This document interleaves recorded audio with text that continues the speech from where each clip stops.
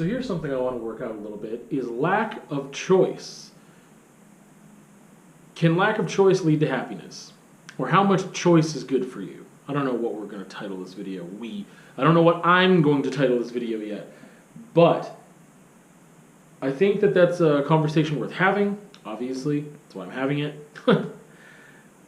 I've been thinking about it lately because I love choice. I like diversity in options.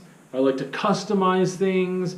You know, if we talk about wardrobe and stuff like that, and shoes and whatever, like I like to match things. I like to just style myself, and I like design elements, and obviously with art stuff, I like having choice of colors and mixing colors and whatever.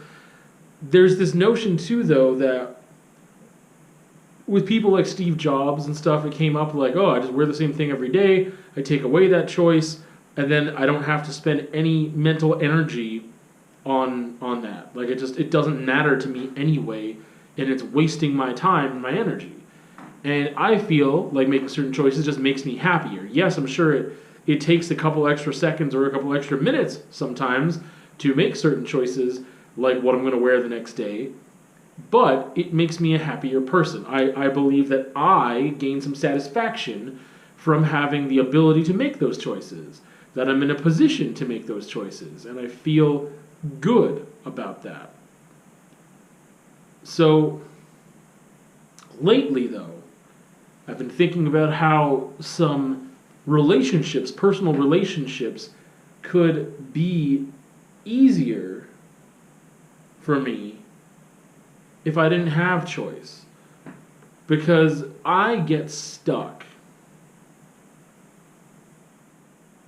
I get stuck sometimes in relationships of more than just romantic relationships, other ones too, like friendships.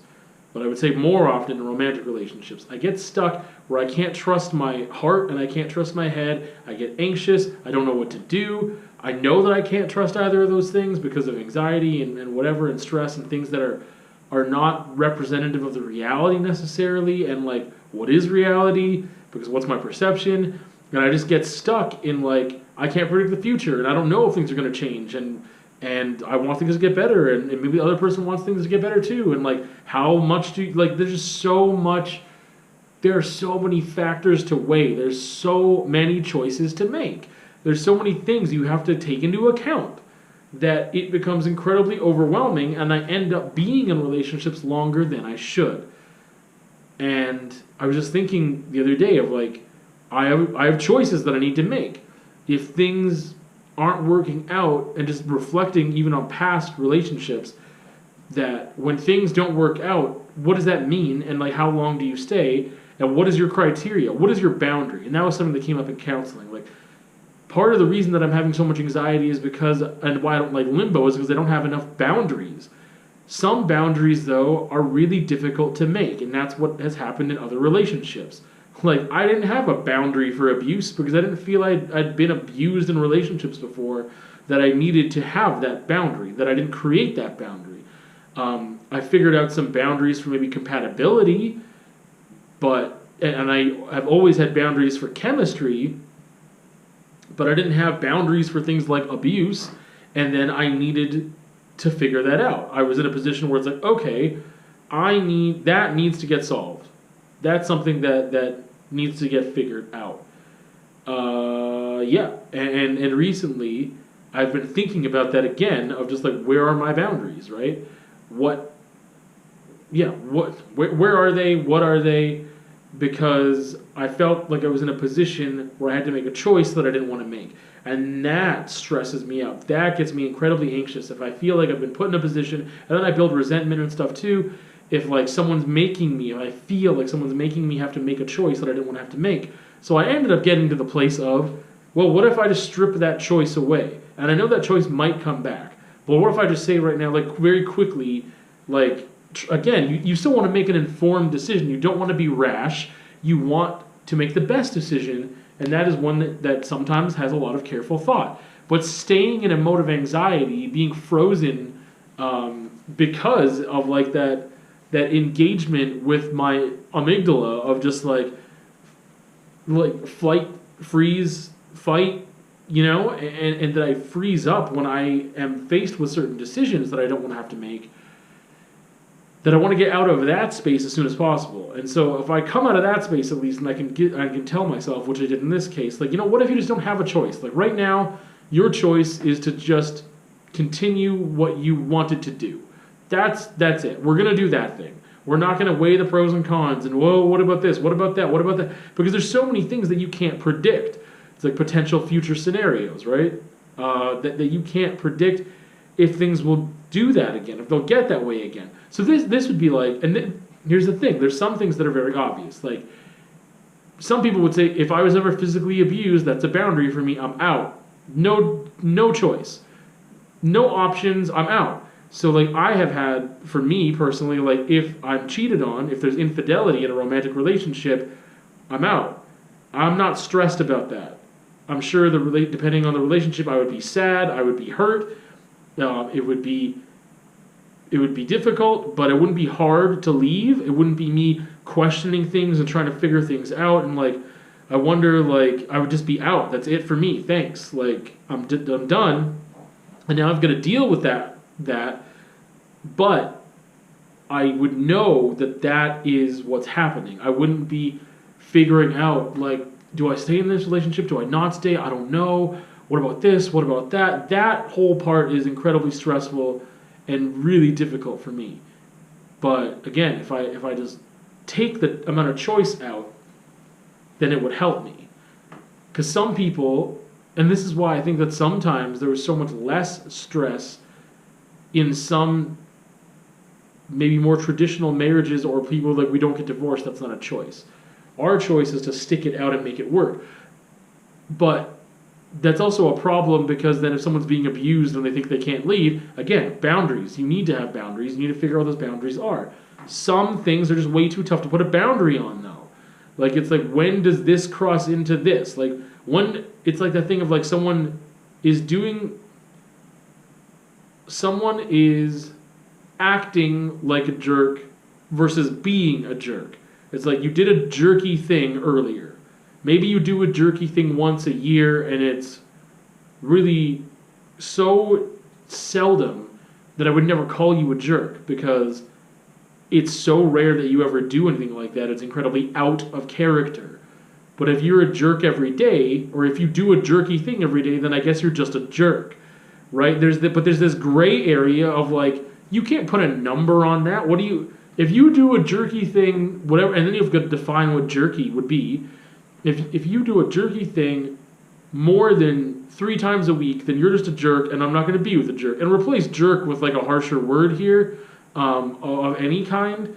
But like, if someone is doing something, let's say someone takes advantage of you or manipulates you or whatever, and they do that once a year, just whatever the circumstances are, just they let their temper get the best of them, or had a hard day and they took it out on you, and they never do that, but they do like once every 365 days, it just happens, you probably let that go. Again, but then there's a middle ground of like, okay, but if that happened every month? Or what if it happened every week? What if it happened almost every day? Where's your line? There's some things you can't put a boundary on. So how do you set those boundaries when you can't? There's some things, again, like if it happens once, okay, that's it. That's it. There's my boundary, is like if it's no physical abuse or infidelity, or if someone has substance abuse. But then, but some of those are tricky as well. I'm like, well, when do we call it abuse and when is it not abuse? And like, can that person decide that they're going to change? Right? What is a bad enough offense that that person doesn't get an option to change or not before you leave? In some things, I think, you give someone an opportunity to grow and to get better and to learn and to just, whatever, be a human. This is the whole thing I hate about cancel culture too, is people don't get to be human a lot of the time. Some offenses are big enough that, yeah, you still have an opportunity to learn and grow, because we're not killing you. This isn't capital punishment, or you're not going to go to jail for the rest of your life. However, you don't get certain privileges the way you did, or attention, or whatever. And I think that can be okay. It just, again, there's balances, there's lines, and everyone's got different ones, including me. So back to the thing about choice. it makes the conversation difficult because there is so much. There's so much to take into account with every scenario. But I think the quicker, right now, I feel like the quicker I can eliminate choice. And I think that's different than saying make a choice. Maybe it's the same thing.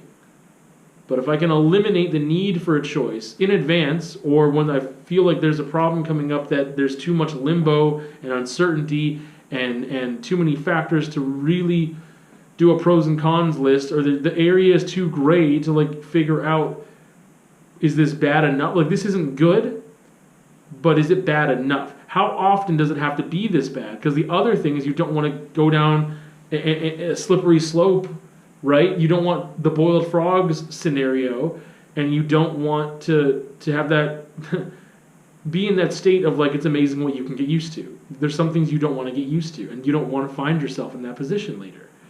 And then looking back, being like, this was a red flag. I could have left earlier. That's tough. That's really tough. So I think that, at least for me, for the short term, to alleviate anxiety and just move forward with things without that stress that might perpetuate other things and create a circular pattern of negativity and poor experiences in the moment, to not contribute to that, I would tell myself, let's eliminate a certain amount of choice.